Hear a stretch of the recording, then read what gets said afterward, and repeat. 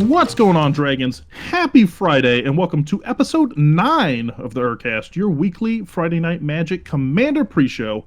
I'm your co-host, Cory, and with me this week is the guy who puts Man Cry in Mana Crypt, Cole. What's going on this week, Cole? Hey everybody, how's it going? Thanks for having me on, Cory. I don't Yeah. appreciate the mana crypt comment there, but everything else is good. All right.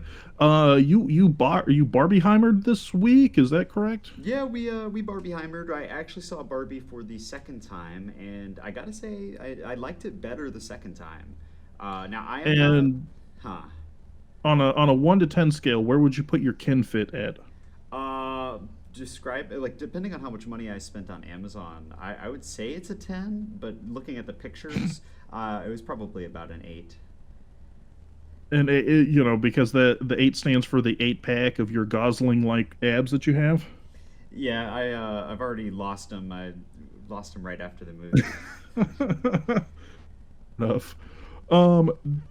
This week, you guys, we're maybe about a month too late to make this 100% accurate, but we're going to be talking about the top commanders of the midpoint 2023. What we've decided to include, because there are some spoilers out there for a Dr. Somebody. Who's that? We don't know. But we've included all the sets up to release day today, which should be Commander Masters if we timed this correctly. And if we didn't, then I fully blame Cole. But Thanks, all Cory. sets up to Commander Masters, we're going to be talking about the top commanders in a variety of areas. So what's powerful, what's fun, what's just crazy deck builds out there. So we've each selected one. We're going to run through them, and hopefully you find some cool stuff that you might want to build today. But there were a lot of options to choose from. We did the math, and there were 251 new commanders from 2023 alone, and the year isn't even over. So Yeah. we picked a couple of honorable mentions. It was hard to narrow them down to our top 5. So you're going to hear a few extras that are cool ideas or maybe cool for some other reason. When we were putting together honorable mentions, there was some that I completely forgot came out this year, and then after I'm like compiling honorable mentions, I was like, "Oh yeah, All Will Be One did happen this year. Oh yeah, March of the Machine did happen this year." Like there's so much out there. Like you said, 251 commanders is nothing to sneeze at. These numbers are growing by leaps and bounds, I think, every year. It's been a good year. We've had some fun stuff get released, and I've enjoyed playing with a lot of it. So I'm excited to talk about them. Yeah, for sure. So, what we decided to do, guys, so we broke it down into 5 categories. Those categories are power, fun, uniqueness, Lord of the Rings, because, oh my golly, there are so many Lord of the Rings commanders just in that one chunk. And then, for a cherry on top, we're going to talk about our overall favorite commander of 2023 as of August 4th or first week of August. What's our favorite commander, and why, if it's not your favorite commander, you're just objectively wrong.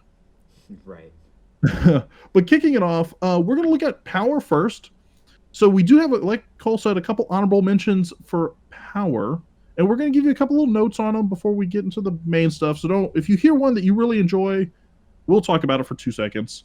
But kicking things off, honorable mentions for power. We have Sidar Jabari of Zalfir. It's 1 in Esper for a 4/3 human knight. Eminence. Eminence is back. When you attack with 1 or more knights, if Sidar Jabari is in the command zone or on the battlefield, draw a card, then discard a card. Comes with flying and first strike, and when Sidar Jabari, it blurs together when you keep saying it, deals combat damage to a player, return target knight creature card from your graveyard to the battlefield. Yeah, there's a lot to talk about with this one. It's a pre-con face commander, so it's the ubiquitousness is up there, and I think it really modernized Knight Tribal with a perfect reanimator setup, being able to discard the very cards you want to return from the graveyard to the battlefield. That's a perfect combo right there. I like it too. This is one I think I picked when we were talking about honorable mentions, but it's knights. It's not with red. So usually when people think knights, I think a lot of times they're thinking Boros. So seeing like an Esper variation is really cool. Plays very well with Sir Conrad style decks, and like you said, Reanimator, fantastic. 10 out of 10. And the fact that it's a face commander for a precon makes it extremely accessible if you want to make a high powered deck that you could just plop down at the table and have fun with. Absolutely. Any deck that makes Hakon Stromgald's Surge playable is a good card to me. Mm-hmm. Next on our list, we have Hidetsugo and Kairi. This is an ogre demon dragon, which is a pretty sweet creature type for 2 colorless, 2 blue, and 1 black. It's a 5/4 with flying, and it says whenever Hidetsugo and Kairi enter the battlefield, draw 3 cards, then put 2 cards from your hand on top of your library in any order. When Hidetsugo and Kairi dies, exile the top card of your library. Target opponent loses life equal to its mana value, and if it's an instant or sorcery card, you may cast it without paying its mana cost. So not to mention, it has a built-in brainstorm effect, which is already pretty fun. You're setting yourself up for the death trigger, allowing yourself to make some pretty crazy combos with anything that reanimates from the graveyard, cards like Feign Death, and it's a Dimir Reanimator deck that can quickly go into combo. So I thought this was a pretty powerful choice to put on the list. Yeah. It's a fun card. For those of you guys might recall this, Dylan brought it up in our underused commander, one of the commander videos. I can never remember if it's allied or enemy for Dimir, but the one that applies to allied or enemy, Dylan brought this up as being like an underused Dimir commander. Now, I don't know if I agree. His prediction was that it's going to be under EDH Rec 500 as far as popularity by end of year. I think it blows up past that. But yeah, it's a fun card. We talked a lot in that episode about clone effects, so you could get legendary like sack triggers and using that to kill off Hidetsugu and Kairi. Absolutely. I think it's an effective technique. It might feel a little bit stale if you're trying to boil it down to just copying and just bringing it right back out. It's a pretty one-dimensional way to play. But overall, I think it's a cool card. I love the creature type, ogre, demon, dragon, and a 5/4 with flying is nothing to sneeze at. Yeah, 5/4 with flying that cheats mana costs. I mean, definitely check it out. Next up, as we move right through our honorable mentions, this is the one that, like I said, when we were making honorable mentions, I couldn't believe that both of us had forgotten about it. But that is Elish Norn, the mommy of machines. Of course. 4 and a white for a 4/7 Phyrexian Praetor. Vigilance. If a permanent entering the battlefield causes a triggered ability of a permanent you control to trigger, that ability triggers an additional time. Permanents entering the battlefield don't cause abilities of permanents your opponents control to trigger. Yeah, it's Pan Harmonica. Right. I mean, you're slamming this down and causing some pretty big game-changing rules to hit the battlefield. It's turning off a lot of people's ETBs, and it's doubling yours. It's a good card. Yeah, it literally is. I mean, it's Pan Harmonicon with a hate piece stapled onto the bottom. Great card. I think this is one of those decks that kind of builds itself and comes out powerful no matter what. Like you find a white creature, or that just says when blank enters the battlefield, do blank. Right. Or a creature or a permanent that sits out there and says when another creature enters the battlefield, do blank. And just go to town with it. Oblivion Ring effects and things like that are really strong in this deck, and that's doubling down on your removal like that. There's nothing there that I wouldn't like. A 4/7 with vigilance, 4/7 with vigilance for 5 mana. That on its own is all right.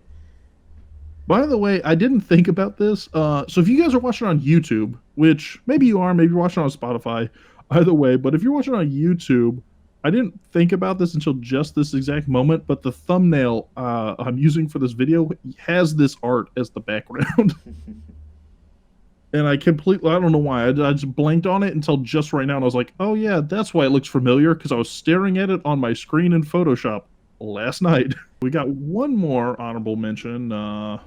Cole, Yeah, I believe this is yours. this one is Itali, the Primal Conqueror. I felt like we'd be remiss to not mention Itali. It's just such a fun, character in Magic history. It's a card that you see the old version of, and you're excited every time you play it. But this one is even better.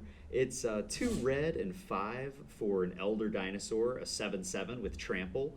Atali Primal Conqueror, when it enters the battlefield, each player exiles cards from the top of their library until they exile a non-land card. And then you can cast any number of spells from among the non-land cards exiled that way without paying their mana costs.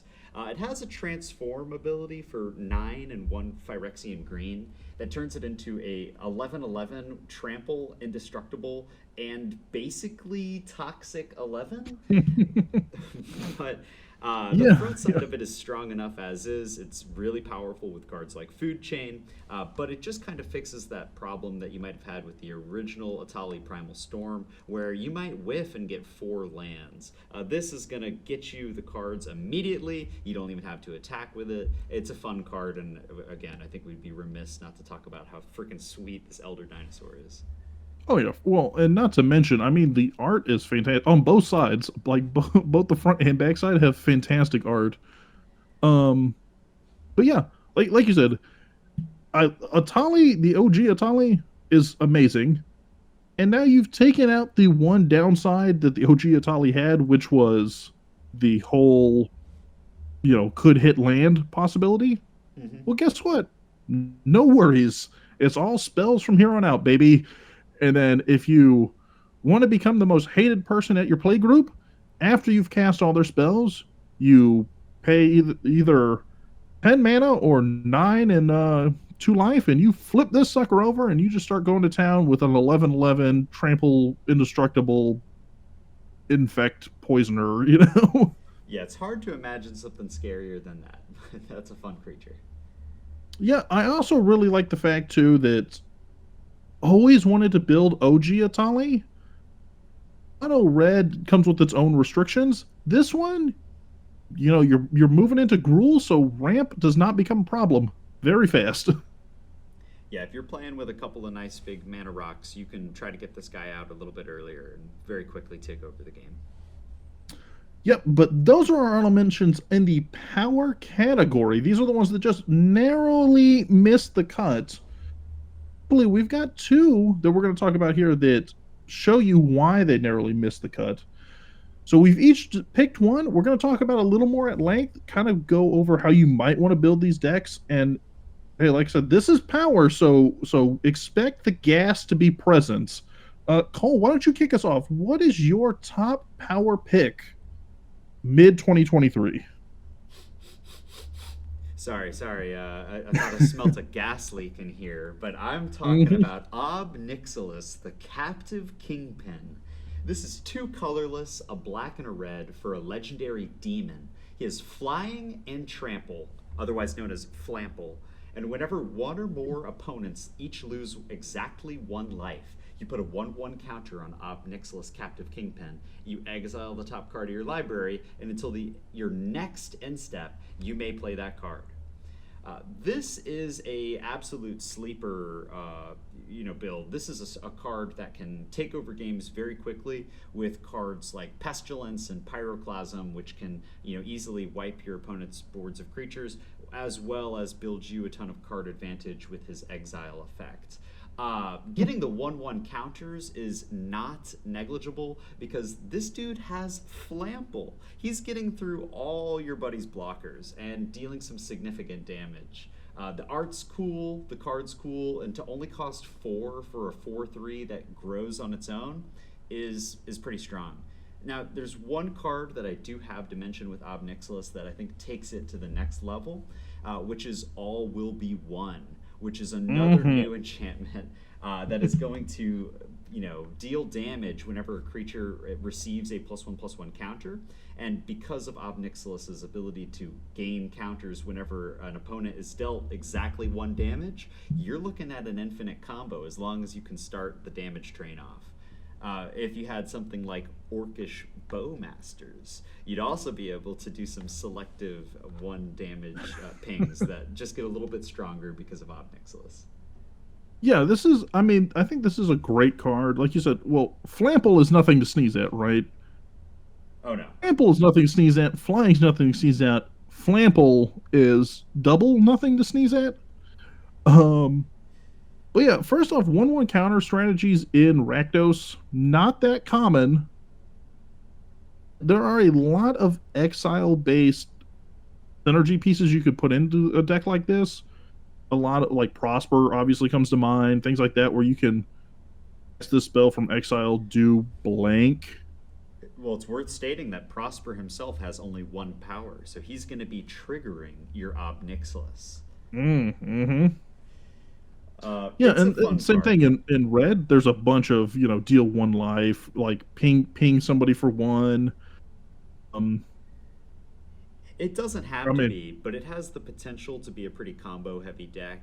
You can take this to a high power table and have fun with it, but you can tamper it down. At the end of the day, he's a big Rakdos boss monster, and he means business. yeah, I think the all will be one is the most go-to. Here's my infinite combo. Deal 1 damage, put 1 counter, trigger.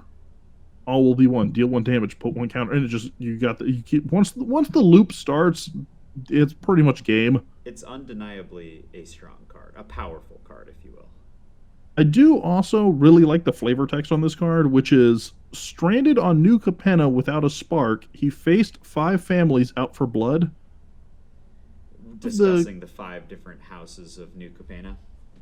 Yeah, but also a lot of the planeswalkers that lost their spark coming out of the March of the Machine and Aftermath saga, there's still a big question mark about where they at, what's going on with them. And with him, you know exactly where he's at. He's plunked right down on New Capenna, fighting for his life in a 3-piece suit. I was gonna say you can't talk about Ob Nixilis without mentioning how fly he looks in that suit. I was actually, while you were talking about cards that go great with it, I was looking at his hands and the fact that his hands are glowing on this throne that he's sitting on. I just noticed that as well. He's emitting some sort of radiation from his hands. It makes him look Mm. all the more menacing. Now, you brought up that this is like a sleeper pick, and I agree with it for a couple reasons. One, it's Rakdos combo, which is not necessarily like a lot of casual tables go to. But also, I kind of wonder if it being in Aftermath is not going to like dampen down the amount of people that see this card because it was a smaller set. It's kind of wedged in between Lord of the Rings hype and March of the Machine. Absolutely, and it's one of the I think one of the chase cards from the set. It was a bit of a smaller set, so Mhm. hopefully you're able to see this card and make a deck out of it, and you're able to bring it to your LGS, and you're the only person with an Ob Nixilis Captive Kingpin. But it won't be for long. After everybody sees it, they're gonna want to build it themselves. Oh yeah, for sure. Great power pick. Now, I also went for a all will be one, not the set, but all will be one the card combo piece. Uh huh. Shalai and Halar. So you've got 1 red, green, white for a 3/3 angel elf. Doesn't come with Flample, but it comes with, which would be Say it. fly. It's Flagellance. It's Flagellance. Oh yeah, I'm sorry, I got to say it with my chest. Flagellance. Yeah, it's flying vigilance. Whenever 1 or more 1/1 counters are put on a creature you control, Shalai Halar deals that much damage to target opponent. So this is a great card, not only with All Will Be One, which again does a infinite, but pretty much anything that can just put counters on creatures. So, and honestly, green white In red, you're putting counters on creatures, especially in green. So this is one of those things where if you have your doubling seasons, if you've got your,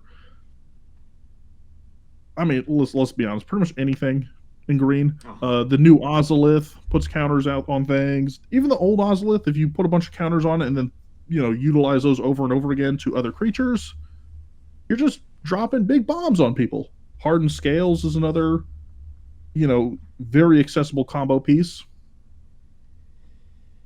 Yeah, Shalai Halar is another really cool card because I believe it's the alternate commander for one of the commander decks from that set. Is that true?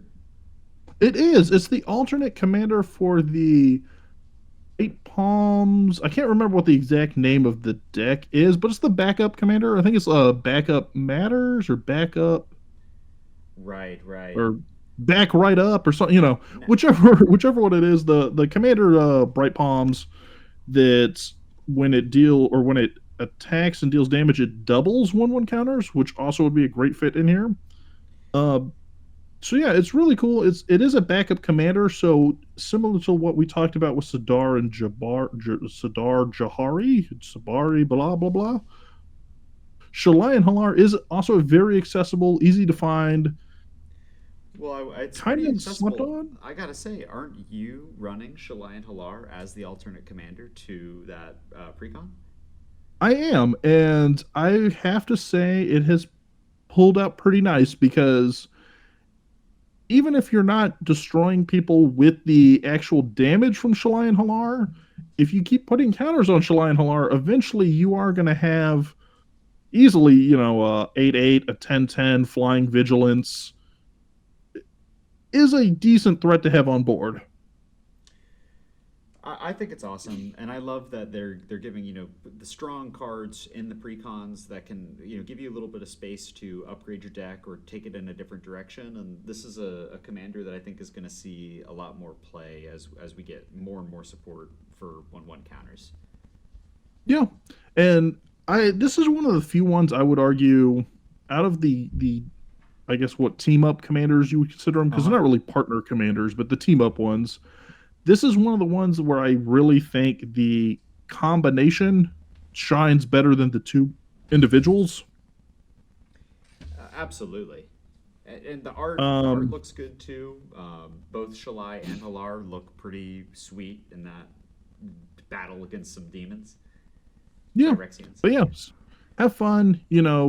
Put out all those pieces. This could be a great Vorinclex, deck. Run, not OG, but run the second one, the Kaldheim Vorinclex, and just Vorinclex, Hardened Scales, all will be one.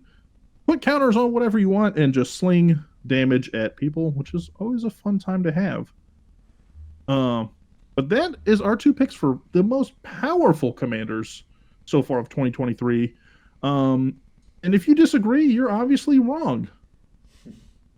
But moving on from power, we're going to go to, I would say the opposite, but I feel like it's a bad statement to make If you considering listened to our last podcast last episode. week, you'd know that these can go hand in hand. Yeah, and that would be fun. So we're going to go for maybe not as powerful, but definitely fun and could be powerful. Honorable mentions. So Cole, why don't you kick us off? What do we got for honorable mentions this time around in the wild and out, super fun mayhem category? All right. Well, chronologically, I got to talk about Ovika, the Enigma Goliath. She has 7 mana, that's 5 colorless, a blue and a red, for a flying 6/6 Phyrexian Nightmare with Ward 3, pay 3 life. And whenever you cast a non creature spell, create X 1/1 red Phyrexian Goblin creature tokens, where X is the mana value of that spell, and they gain haste until end of turn. Ovika is awesome. She's of course she's 7 in Izzet, which you're gonna have to play some mana rocks to get her out on time. But as soon as you Mm-hmm. do, she's pretty difficult to remove. That ward effect of paying 3 mana and paying 3 life. It makes it a lot harder to consider swords to plowsharing, especially when you're going to gain 6 life on top of that. Uh, with the non-creature spell ability that creates the X 1/1 tokens that have haste, it's turning your brainstorms and your cantrips into end game spells. I mean, obviously, that's just one token, but when you're casting those Hmm. big instants and sorceries like Surge to Victory, you're getting a pretty solid effect for the mana. A flying 6/6, it's pretty good. You're killing anybody with commander damage if you need to over the course of 4 turns. But that secondary effect is it makes it fun to play a deck with few, if any, creatures in it and get away with it. Yeah, and this is first off, like you said, that ward cost is probably one of the more oppressive cost that I've seen. So yes, it is a 7 mana. Yeah, it's an is it, so you are going to have to jump through a couple hurdles. But like you said, when it hits the battlefield, it really does stick a lot more than you would think. And is the one thing it does really well is it's very famous for having a lot of like non-creature spell cost reducing, whether that's artifacts, whether that's just lowering instant and sorcery costs. So if anytime you can throw out, a Vandal Blast or anything like that and just start cleaning up the board, It feels good. yeah, it does feel good. I was thinking initially Blasphemous Act, but then I would blow up my own Avika, which, maybe if I've got protection on Avika, that would be nice. I know. I mean, it turns your counter spells into value. Not that they weren't already, but it's a card that alters every card in your deck to make it that much more powerful. So I like it. It goes well with Perforos. I love Perforos. Simple as. Yeah, and I mean, there's nothing wrong with having hasty 1/1 goblins. You'll find a use. 1/1 tokens are always that thing that a lot of people scoff at until they come in clutch, that one time chump blocking or they get goblin bombarded, into somebody. There's value. That's why they keep making commanders that create them. Next up, comes out today, folks. Narcy, Fable Singer. So one, a white, black, and green for a 3/3 human bard. Lifelink, whenever you sacrifice an enchantment, draw a card. Whenever the final chapter ability of a saga you control resolves, each opponent loses X life. You gain X life, where X is that saga's mana value. So, sagas have gotten a huge step up this year. The previous real saga commander was pretty much green white for Satsuki the Living Lore. This year we've gotten Tom Bombadil, which is 5 colors. We've gotten now Narcy, which is 3 colors. So you can branch into new colors with your sagas, and there have been a lot of really amazing sagas that are in these colors that came out this year. Shieldred, they just did a whole recent set of Shieldred and all the Phyrexian Praetors that are sagas on the back. And guess what? Whenever you get to the end of a saga, it gets sacrificed. So you're going to draw a card off of that, and you're going to start hitting people for life equal to the value of those sagas. And a lot of them, especially the Praetor ones, come back so you can do it over and over and over again. I like that a lot. I think it's cool to weaponize sagas in a different way.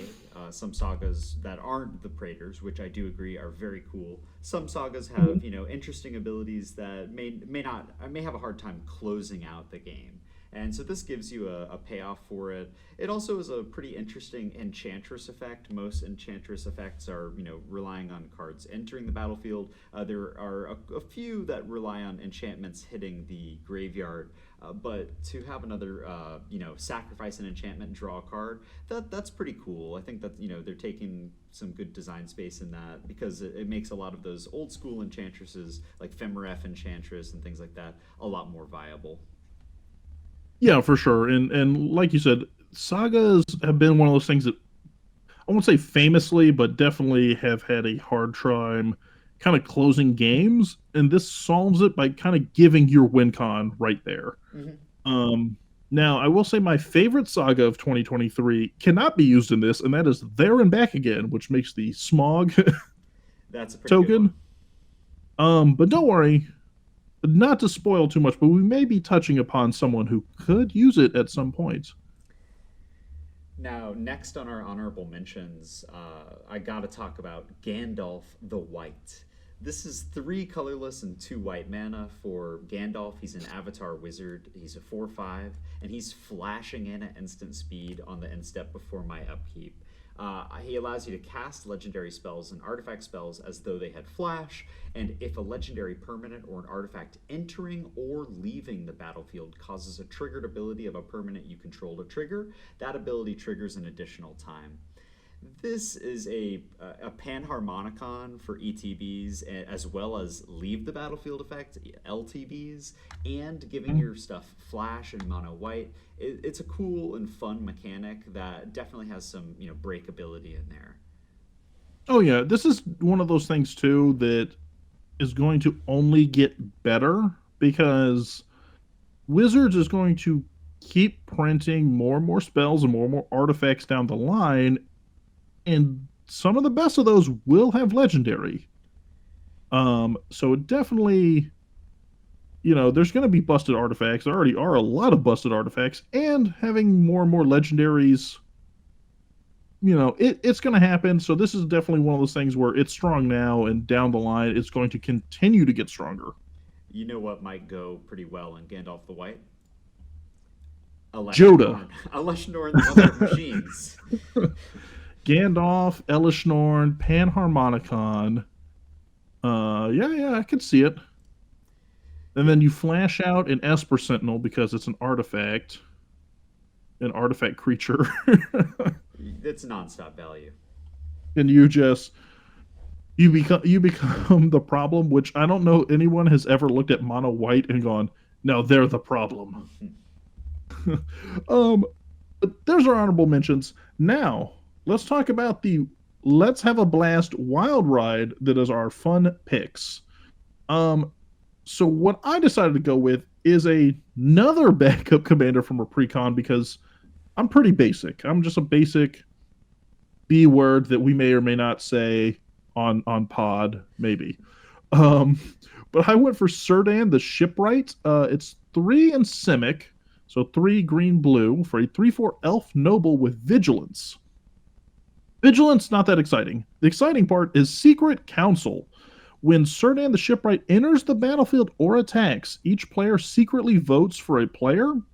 Then those votes are revealed. Each player draws a card for each vote they received. Each player who received no votes may put a permanent card from their hand onto the battlefield. So this is one of the 8 backup commanders that are in the Elvish Council deck. And it's fun. Look, again, I'm actually am using this one as a commander. Is it super powerful? Not necessarily, but it kind of scales up to the table.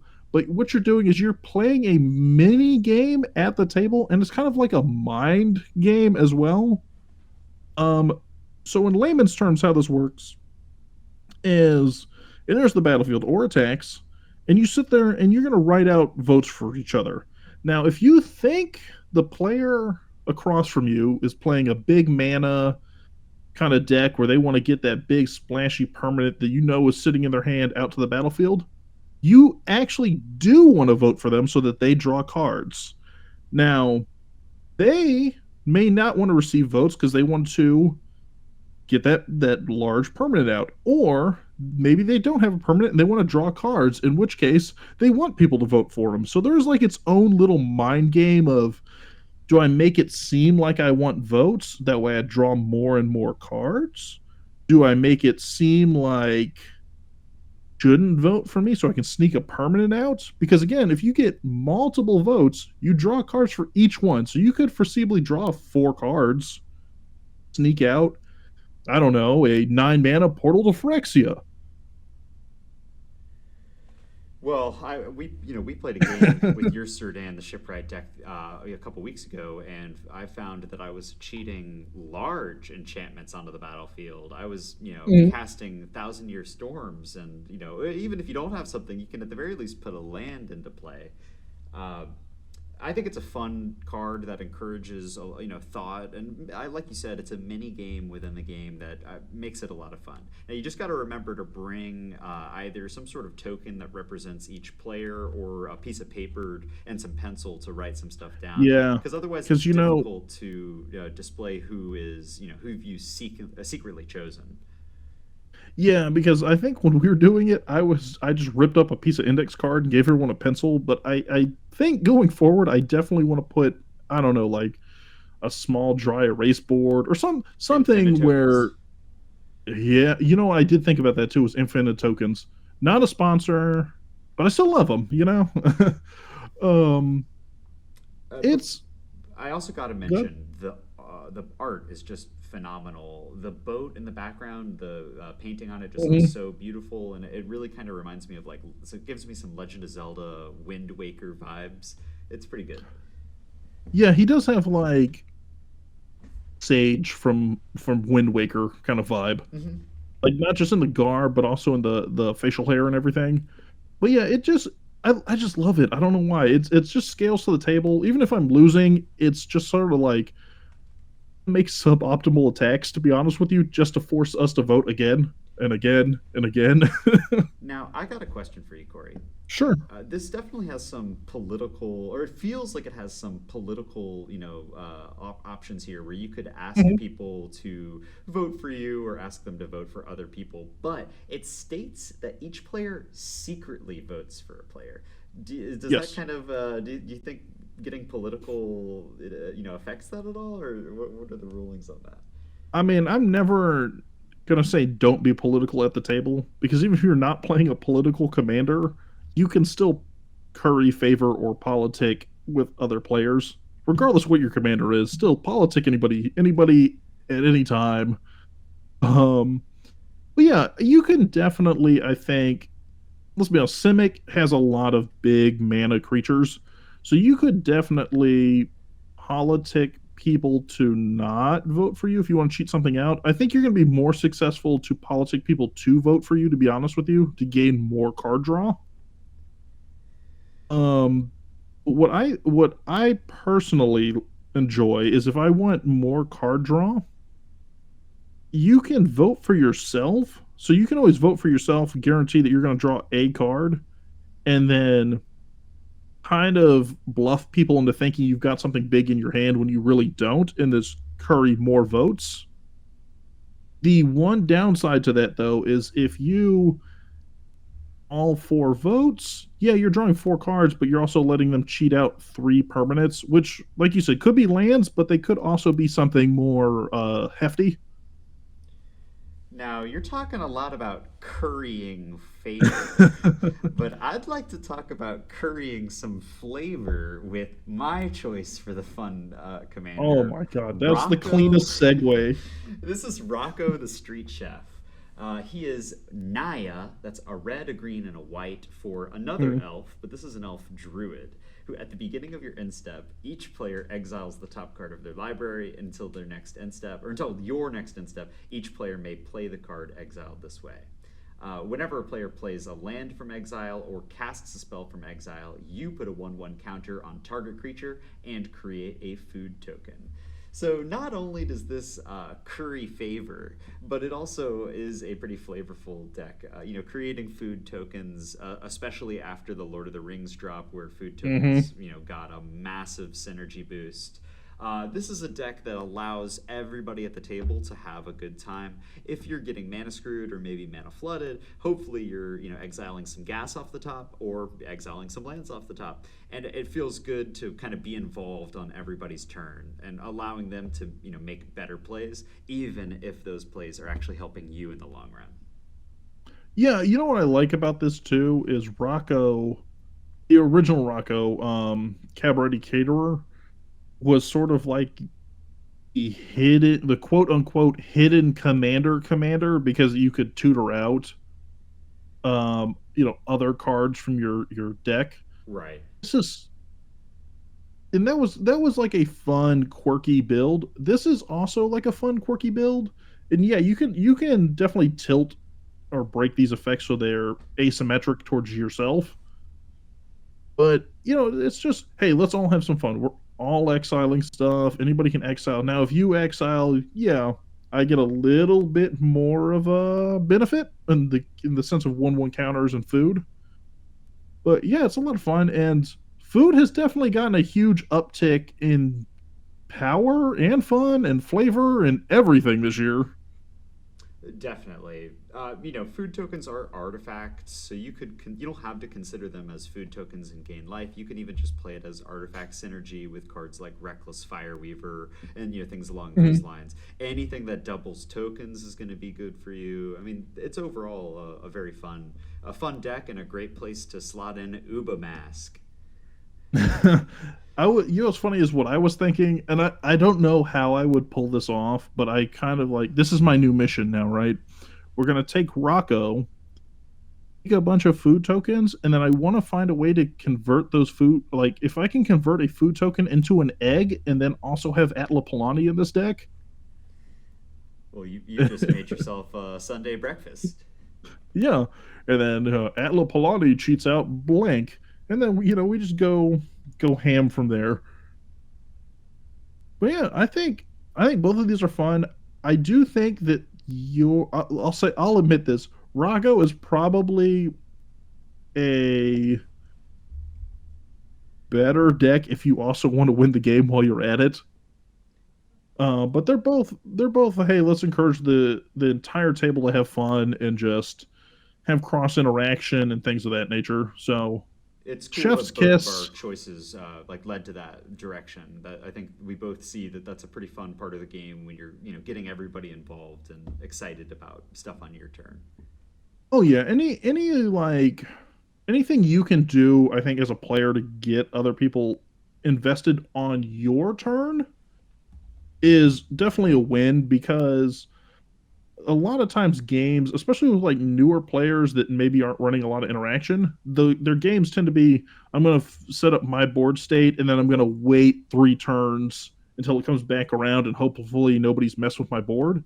But if you can like sprinkle in little mini games or things like the Monarch, or just other things where, hey, on my turn I'm going to do these different things that, or different effects that kind of like keep you invested in the game all the way around, so you're not just checking your phone, picking your nose and waiting 30 minutes. Definite win for the table. Absolutely. um and then we're going to go from fun to the next category. Nothing on this list has weaknesses, but they do have uniquenesses. So Oh, our I next like that. category is the most unique. Like I said, we did power, we did fun. Now we're gonna do just like kind of off the wall. These are kind of the only thing that does what it does type commanders. So first off on our honorable mentions list, we have Leori, Spark Touched Hunter, Jeskai, for a 3/3 elemental cat with flying, like all cats have, and vigilance. When Leori Spark Touch Hunter deals combat damage to a player, choose a Planeswalker type until the end of turn. Whenever you activate an ability of a Planeswalker of that type, copy that ability. You may choose new targets for the copies. So Narcy came out today. Leori also came out today. Different backup commander. This one from the Commodore Guff Planeswalker Precon. I really like this card. I think it's a really unique effect to be able to kind of, play the Vorthos deck and say, hey, I want to do Jace Tribal, or maybe you want to do Luca, who is the man who is bonded to this cat. And quite frankly, after seeing this card, I would like to bond with this cat as well. It's a beautiful card. It's beautiful art. The clouds in the background, the colors. It's bright. The effect is really unique, and I thought, you said flying and vigilance, but I thought we already established that's called fligilance. Oh yeah, I'm sorry, Fligilance. Um, yeah, I like it too. We talked about like pan harmonicon type effects with Gandalf the White and with Elish Norn.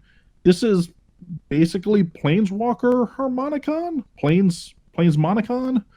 But it's super cool effect. So you can sit there and do things like I want to just do Jace, Chandra, Johnny, typal whatever decks. And if you want to turn it sideways and go, okay, all my Chandras this turn can pick up, bonus effects, then have at it. Now the next commander on our list is from the LT, Lord of the Rings. It's pretty unique, all right, but maybe for a reason you wouldn't expect. This is Bill Ferny, the Bree Swindler. For only 1 and a blue, you get a 2/1 human rogue. With whenever Bill Ferny becomes blocked, you get to choose between making a treasure token and target opponent gains control of target horse you control. If they do, remove Bill Ferny from combat and create 3 treasure tokens. I don't know if this is supposed to be a joke or some sort of changeling support, but I'd be shook if somebody sat down across from me and slapped down Bill Ferny. Call it a big mana deck, but there's only about 10 to 11 usable horses in Bill Ferny. And when I say usable, I mean not necessarily good. This is, again, a deck that I would strike fear into my eyes if I sat down across from it, only because I would have no anticipation of how badly I was going to get destroyed. Yeah, it's just funny because, like, the most obvious thing is create a treasure token, right? But whatever's blocking Bill Ferny, since it has 1 toughness, is probably going to take out Bill Ferny. So it's like, I paid 2 mana to wait a whole turn rotation to turn this thing sideways, let it die and make 1 treasure. I'm hoping you have some ways to make this thing unblockable, because otherwise. But here's the problem.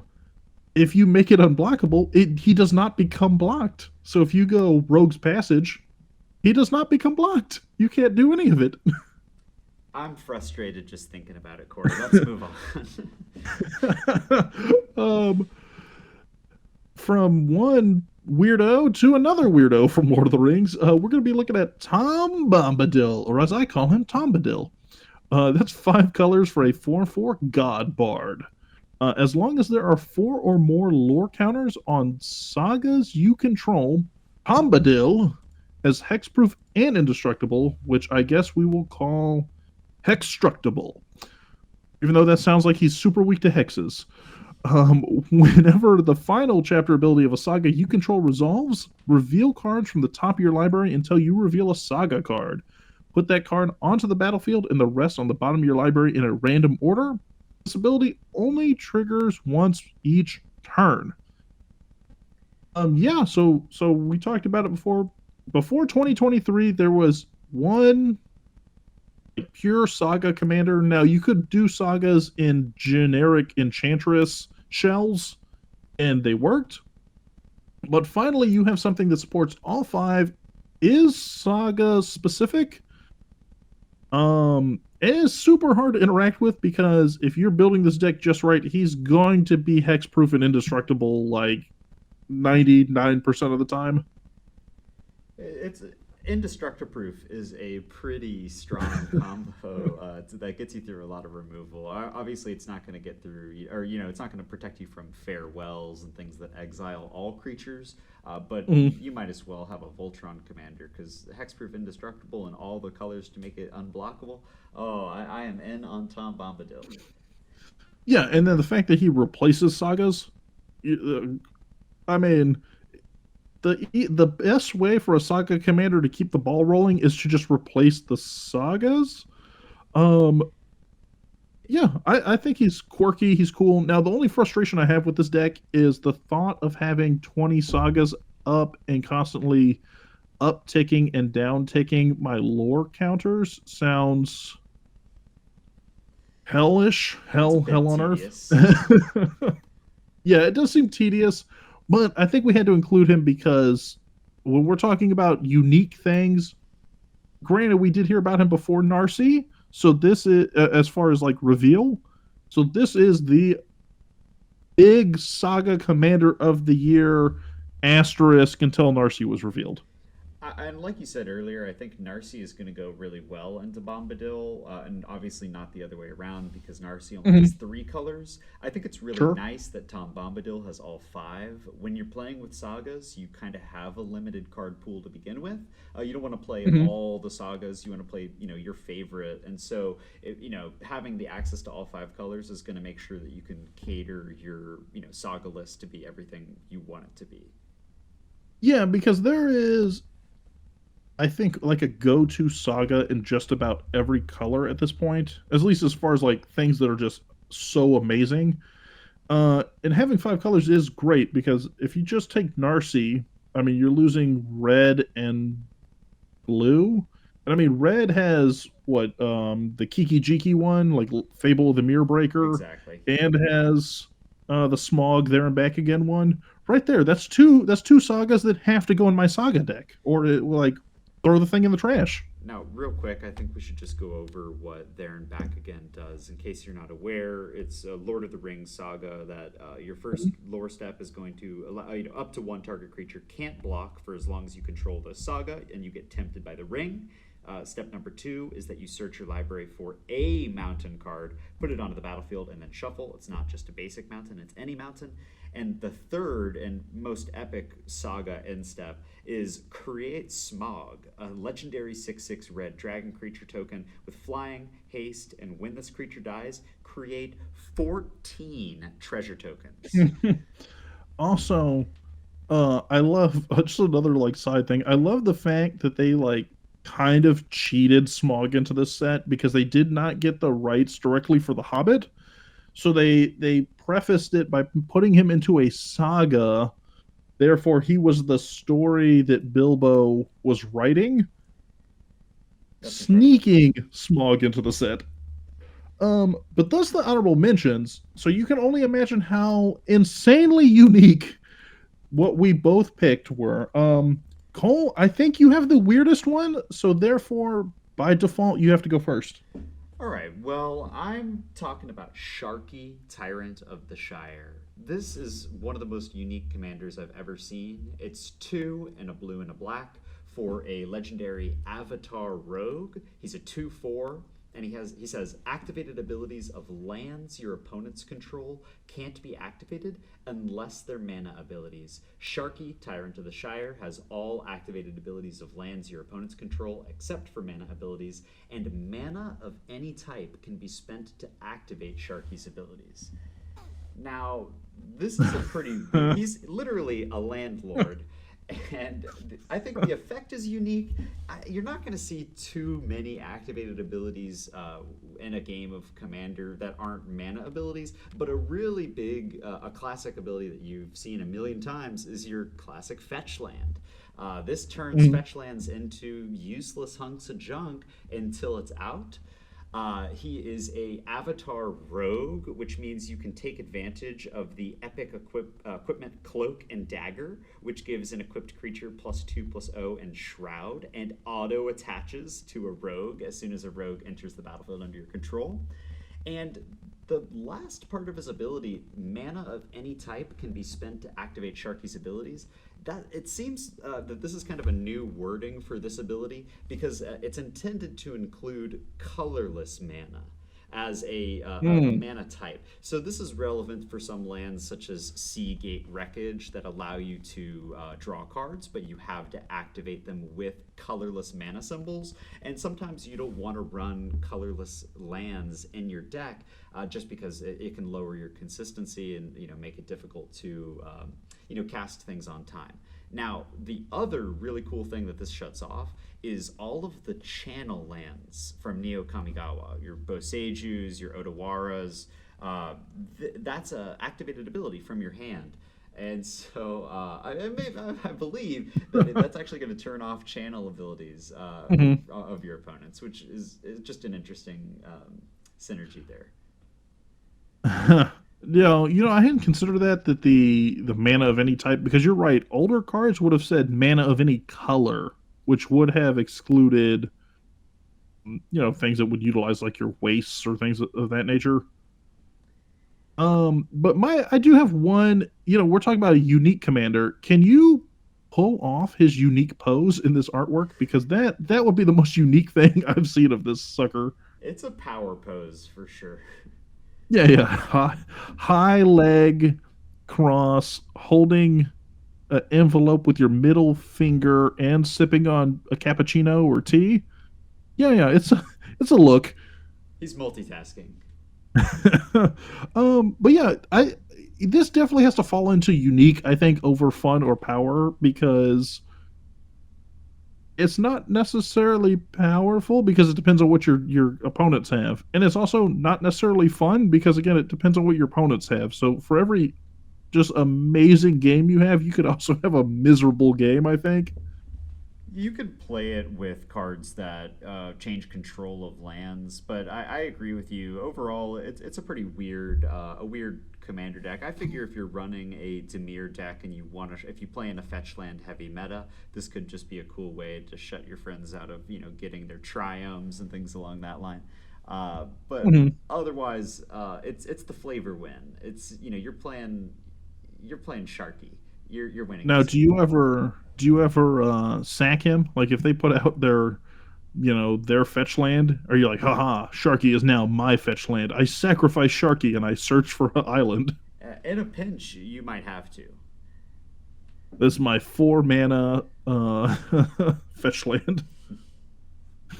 Okay, yeah, definitely unique. If you have a crazy Sharky build out there, send it to us because I would love to see it at a table somewhere.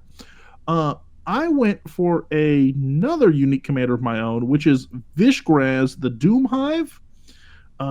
Two white, black, and a green for a 3/3 Phyrexian insect. You have Menace, Toxic 1, and when Vishgraz, the Doom Hive, enters the battlefield, you create 3/1/1 colorless Phyrexian Might artifact creature tokens with Toxic 1, and this creature can't block. The Vishgraz gets 1 or +1/+1 for each poison counter your opponents have. For me, this is sort of like I cheated a little bit. It could have been an interchangeable slot with Scion of Atraxa, which is the face commander of this deck. They brought back poison. They brought back infect, which seen at least from like a set standpoint had not been seen printed in a good amount of time. So they brought this back. Now it's reworked with toxic, which for those of you guys who don't know, listen to the last episode we recorded where at Question of the Week got to break down poisonous, infect, toxic. We talked about wither for half a second as well. But toxic essentially is a recap on that. For this, Vishgraz is a 3/3 with Toxic 1. So if Vishgraz were to deal combat damage to a player, it would deal 3 damage to your life, plus you would get a poison counter. If something had Toxic 2, you'd get 2 poison counters plus whatever its power is dealt to your life. So it's just a way to get around that old effect where people would attack you with a 1/1 infect at instant speed, pump it all the way up to like a 10/10 and KO you. Yeah, toxic is a little bit different. It prevents that KO, but it makes it a little more palatable, I think, to new players. Vishkraz having toxic 1 means like however strong you get it, it's never gonna one shot you. You can give it an infect, of course, and you can do things like that, but then you're taking away its ability to have a toxic trigger. Now, I think the cool part about Vishgraz is that second ability, I mean, other than Menace and Toxic, is when it Sure. enters, you're making 3/1/1 colorless Phyrexian Mites with Mm-hmm. Toxic 1, and they can't block. The blocking is relevant. Sometimes, you're like, wow, it's pretty easy to alpha strike the guy who has, creatures that he can't block with, but also you're in, white, black, and green, mainly the white black, but you're going to be able to flicker and reanimate Vishkraz as many times as you want and make a Mm-hmm. small horde of 1/1 mites that are going to quickly overtake your opponents. You can only block so many times. Yeah. So yeah, it sort of is the kill or be killed kind of move because yeah, you might have 9 Phyrexian mites because you brought out Vishgraz and then you ephemerated and blinked it on your next 2 turns. It's also worth Yeah, stating that this is food chain viable as well. yeah, which anything that makes Curzon is in green, you have, I think you look at food chain. Ish Ixhel, I don't know why I almost said Ishhel, but Ixhel, the other version also comes with a corrupted ability, which corrupted is a triggered ability based off of how many opponents have 3 or more poison counters on them. So I just like the two of them in the sense that it brought back. So that's really what made it unique for me is main toxic commander was probably Finn the Fangbearer, which came out in Kaldheim. So it's been a couple years, and even that was really Death Touch converted into like an Infect style deck. Yeah, I play the face commander for that deck, Excel Sign of Atraxa, and I do think it's sometimes you meet people and they're a little bit biased towards toxic and poison in general, but for the most part, it's a fun deck. It's good colors for it, and it creates a little bit of urgency at the table. Yeah. So there you guys have it. That's 3 categories down: power, fun, and uniqueness.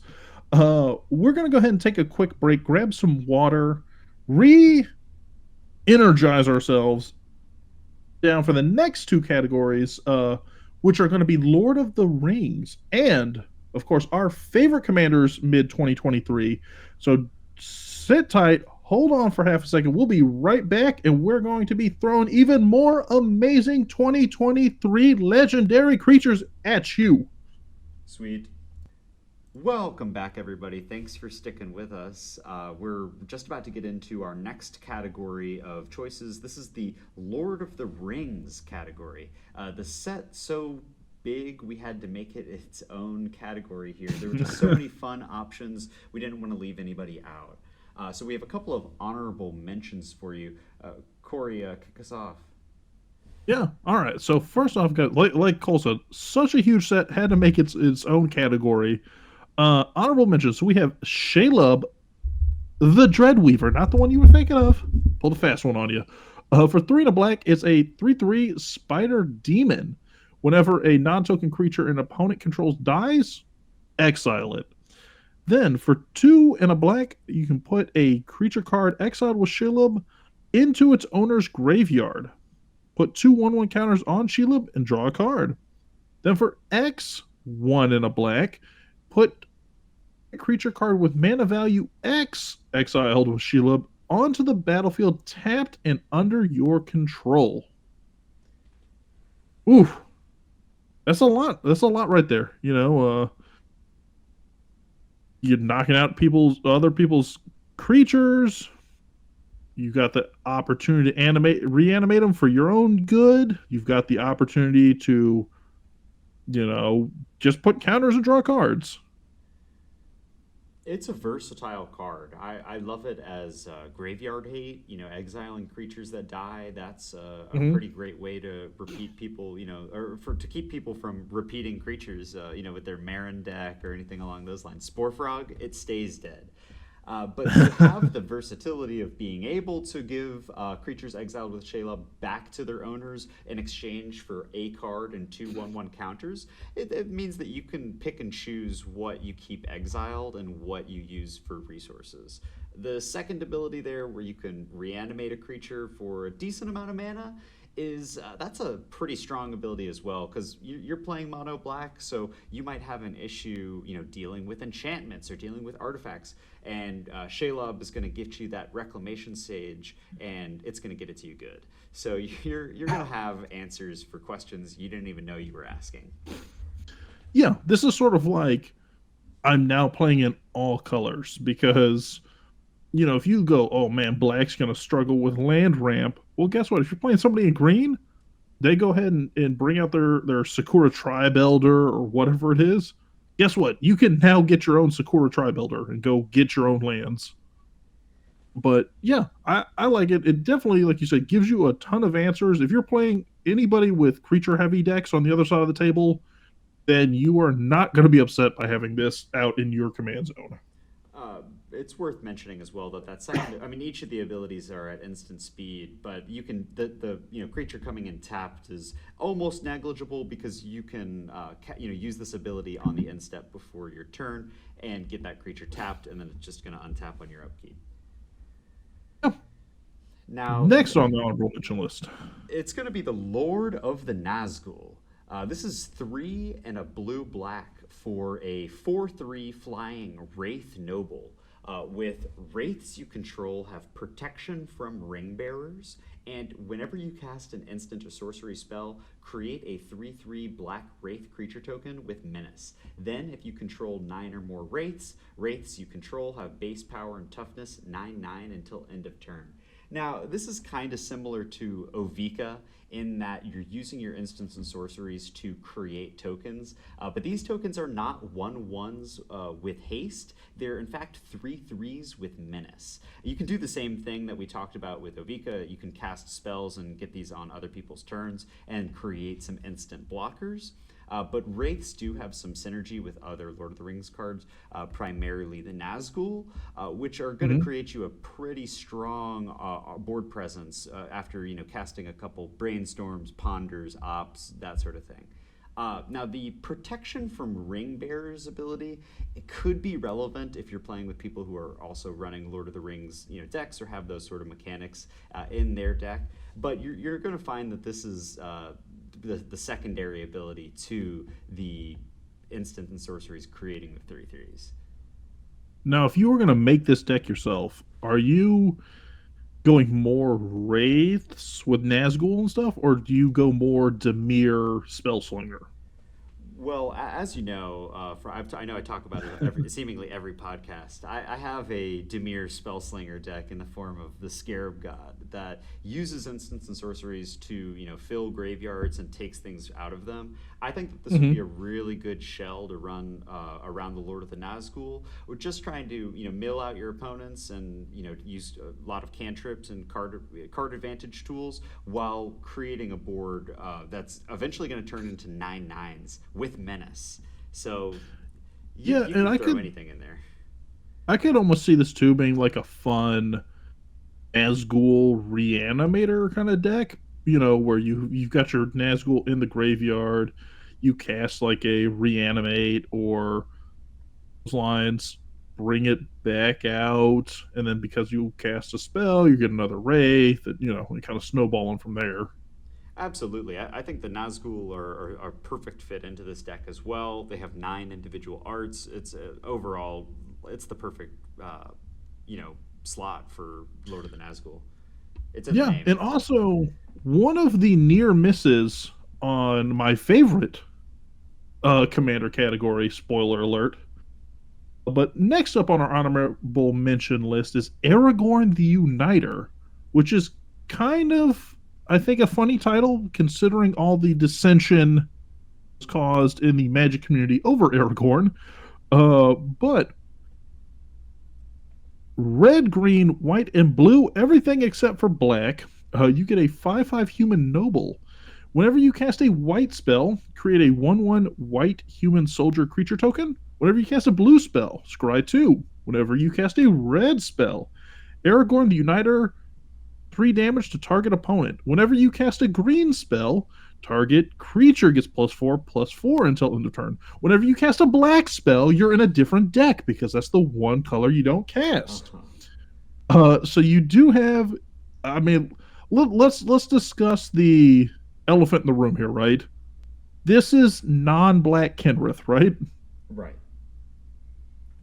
You got the versatility of Kenrith, but with a little bit more flavor. If you're into Lord of the Rings, this is an excellent card. And with the versatility, you could take it in any direction. If you wanted to make a token-focused build, you could play this mono white. You get the card advantage from the scrying, which is nice, but probably not going to build around that. The red spells dealing 3 damage, that can get out of control pretty fast, especially if you're playing a lot of fast red Jessica's Wills and that sort of thing, some Mhm. engines in place. And giving a creature +4/+4 until end of turn is a extremely easy way to kill somebody, especially during combat at instant speed by casting things like Giant Growth and the like, and doubling down on that boost. Oh yeah. Now, you know what I really like too is before I think a lot of people might look like I said might look at this and go, it's Kenrith, but I kind of like it a little more than Kenrith if I'm being honest, because Kenrith is more focused on what mana you have available for you in a mana base. Because it's a lot of, tap a green to do this and a red to do that and blah blah blah. This is more, hey, what spells are you putting in your deck? Like you said, if you want to go that red burn spell route, you could definitely do that and then just use the other colors for like green ramp and blue, white control, until you can get all your burn spells out, or you could go white skins, or you could go green stompy, or really whatever direction you want to go in. And this gives you a nice kind of payoff for that direction. Now, on to our favorites. There were a lot of choices, as you can see, but we had to narrow it down, and I think we did a pretty good job selecting two fun commanders that are from Lord of the Rings. For me, I settled on Smeagol, the Helpful Guide.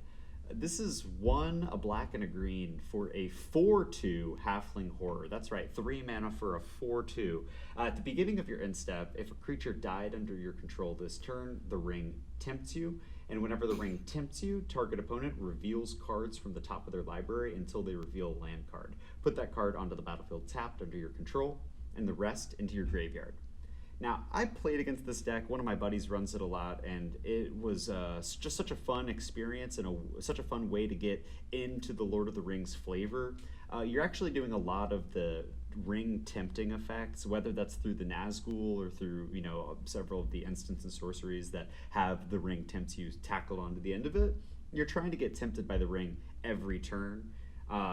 Getting tempted by the ring makes Smeagol pretty hard to block, and you're able to deal some serious commander damage. And then the most Mhm. fun part about this deck is just playing with your opponent's lands. You get some crazy combos in there playing a Golgari landfall deck that can take other people's, Valakut and things like that. Obviously, Valakut's not going to do too much for you because you care about mountains, but the possibilities are endless. Having two of anything is awesome. Getting a couple of exotic orchards is something to get excited about. But also, fetch lands and other fetch lands in any way to multiply lands hitting the battlefield makes this a great landfall deck. It makes it can even be a mill deck because these cards are not getting shuffled onto the bottom of your opponent's library, but they're going straight into the graveyard. So if you're able to stall out the game long enough, and if your opponent is playing a criminally low number of lands, you're going to be milling a pretty serious amount of cards, which you can take advantage of through reanimating and a ton of other different means. Yeah, and this is also I really like this too. This is a commander I've thought about building.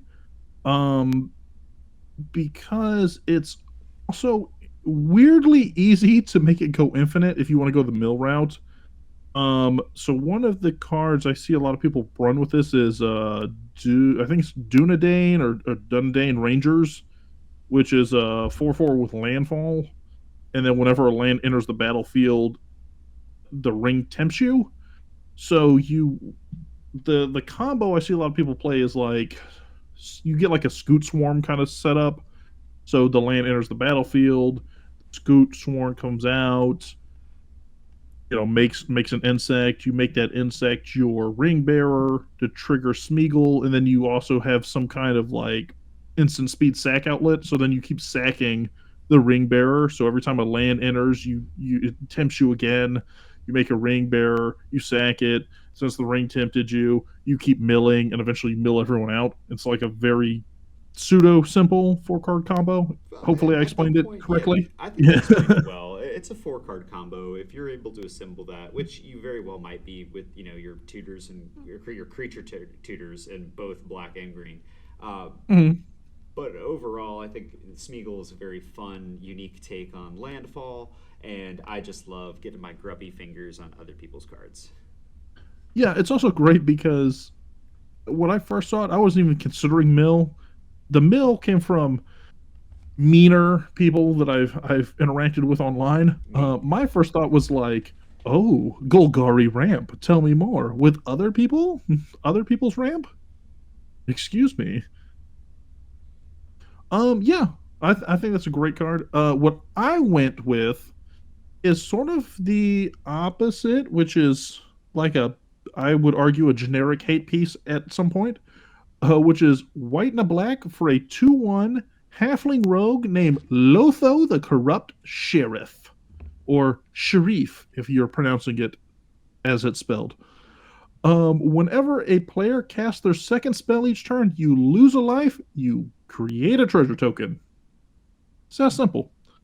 So the way I really desperately want to see this built is in sort of a monologue tax, smothering tithe, Esper Sentinel, Mangara the Diplomat. Just whenever people want to do anything, you either draw a card, make a treasure, you know, all those kind of ridiculous taxing effects that aren't necessarily stacks, but are definitely tax. You sound pretty fun at parties. It's the IRS deck is what it comes down to. I love Uh, Lotho. I think getting the treasure for at the cost of one life is huge. On one turn rotation, you can make four treasures and pop off pretty early because only costs two, so you're pretty much mm, guaranteed to get him out on turn two. And just take advantage of those early game ramp spells, especially if you're playing with people who have low mana curves and they're looking to slam down a couple of rocks and then pop off on the early turns. This is a great way to kind of mitigate that a bit and get some of that reward along with them. yeah. And then one of the cards, obviously, that everybody was a little up in arms about when this set came out was Mirkwood Bats, which has to do with you creating or destroying or sacrificing tokens. Well, if I make a treasure and then the treasures are built to be sacrificed, I'm getting two Mirkwood Bats triggers and pinging everybody. I think Mirkwood Bats could honestly deserve its own category. That is a powerful card. Legendary Bats, Mirkwood. But yeah, so that I think, look, Lord of the Rings, I think we've covered so much of because it actually came out with over 120 new commanders just from that set alone. So if you look back on our discussion today, I mean, we've already talked about Gandalf the White in our fun mentions. We've talked about Sirdan in fun. We've talked about Tom Bombadil, Bill Ferny, Sharky. Heck, when we were talking about Lord of the Rings honorable mentions, we even had to narrow it down because there were so many honorable mentions. It was like it could have been its own 2 hour long discussion of Lord of the Rings. Could have probably written our own trilogy of Lord of the Rings, just the us our talking points of all the commanders we enjoyed out of that set. Well, I hope you're not tired about talking about Lord of the Rings commanders because I have some bad news about one of my favorite commanders from 2023 so far. Yep. So we've covered fun, we've covered power, we've covered uniqueness, we've covered Lord of the Rings, but what we have not covered is our absolute top of the pyramid favorite commanders of 2023 so far. There's no honorable mentions in this case. We're just going straight to the top. Cole, your favorite 2023 midpoint commander. So I've only built one commander deck this year, and it was for a choice that kind of surprised me. It was for a card that was revealed pretty early on, and I think it received a lot of negative feedback. But that is Gandalf the Grey. That's right. He's three colorless mana, a blue and a red for a legendary avatar wizard, 3/4, with a pretty interesting ability. It says whenever you cast an instant or sorcery spell, you choose one that hasn't been chosen. First, you may tap or untap target permanent. Secondly, Gandalf the Grey deals 3 damage to each opponent. Thirdly, copy target instant or sorcery spell you control. You may choose new targets for the copy. And fourthly, lastly, you put Gandalf on top of its owner's library. Now, I don't know if you've seen that riffraff meme, but Gandalf's main goal is to blow up and then act like he don't know nobody. Uh, Now, when you're playing Gandalf, you have to play with the knowledge that after you cast 4 spells, you are putting your commander back on top of your library, whether you like it or not. So you get to avoid the command tax, but you're also susceptible to a lot of mill, a lot of things that affect the top card of your library, where you're going to see that you're paying that commander tax a little bit more often than you think. But basically, Gandalf acts as an enchantment that is going to upgrade your next 3 spells to varying degrees. The best one being copy target instant or sorcery spell, just allowing you to make some early game pop offs with things like Jessica's Will or Seething Song or even like a Reckless Endeavor, and getting a copy on that just means you're going to be dealing a ton of damage, making a ton of treasures, and fueling the rest of your turn. Now, I have my Gandalf deck kind of built around Storm. I'm trying to bust out, cards like Storm of Saruman and Thousand Year Storm in order to, multiply my copied spells and just get the most out of it. But the real purpose of my Gandalf deck is around his second ability that deals 3 damage to each opponent. I'm trying to get out, Soul Fiend, Mayhem Dominus. I'm trying to get out City on Fire. I'm trying to make this damage more than 3, and slowly and surely I want to finish all my opponents by one big X spell that's gonna take you from 40 to 0. It's a super fun deck. It makes you think about everything because every spell you play matters. You're either going to be now tapping and untapping your opponent's lands or their creatures to try to protect yourself because you don't have a lot of creatures in a build like this, or you have things like Gilded Lotus or Pyromancer's Goggles that allow you to use that ability to your own benefit rather than your opponent's hindrance. But the options are endless, and it just turns every turn into a game of, am I ready to put my commander back on top of my library? And you have to do it way more often than you'd think. Yeah, but what's funny though is if you look at this list, it does everything you want out of an Izzet commander. Tap and untap. That's a very common blue, like, staple defining ability. Deals damage, staple red ability. Copying spells, staple Izzet ability, and then bouncing stuff. So it kind of hits all 4 points. Now, I'm going to start petitioning Wizards to make a counter spell just for me that says whenever your opponent casts his 4th instant or sorcery spell, shuffle their deck. So you can put Gandalf on top and then I shuffle him away. Yeah, well, and that's also pretty relevant. I'm trying to fill up my graveyard and use flashback effects. I'm trying to, use my instants and sorceries to the most of their ability. So shuffling everything back in is going to be a great way to hinder my Commandolf deck. Commandolf the Gray. I went for also a Lord of the Rings commander. This is the other Shelob, the one that got most of the attention come spoiler season. Shelob, Child of Ungoliant. For 4 black and a green, you get an 8/8 Spider Demon with Death Touch and Ward 2. Other spiders you control have Death Touch and Ward 2. And whenever another creature dealt damage this turn by a spider you control dies, create a token that's a copy of that creature, except it's a food artifact, and with the food artifact effect, and it loses all other card types. So I've spoken at great length about my love for Merkle and turning everything into enchantments.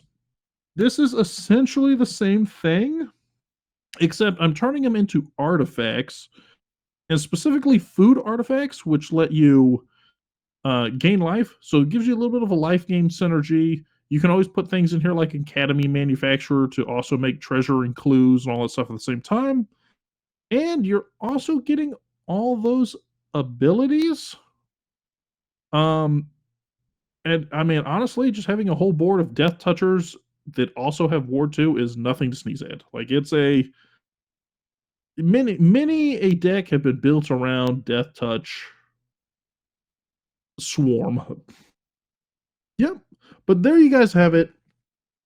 10 of our top, well, more than 10 if you consider the honorable mentions, but 10 of our top commanders under every different category you could imagine. So if you want to look at fun, you want to look at power, you just want weird stuff, or you hate all that and you just want Lord of the Rings, we got a little bit for everybody. But with that being said, guys, we have made it to the end of the episode. Don't know why I didn't mention it last week, but I will be at Gen Con. Well, okay, so this airs middle of Gen Con. So if you'd like to say hello, I'm currently at Gen Con in Indianapolis this weekend. Or I will be currently in Indianapolis this weekend. So feel free to stop by, say hello. I'm very approachable unless I'm not. If you already saw me on Thursday, and I already treasure the memories that we will have had. But you can always reach out to us if you have any questions of the weeks, if you have any topics you want to talk about, if you have card of the weeks, anything like that, you can reach out to Cole at loveandmana.mtg. You can find me at Sleevecard, or you can find the podcast at UrCastPod or Contact.UrCast@gmail.com. But thank you for making it to the end of the episode. Have yourselves a magical Friday, and we will see you next week.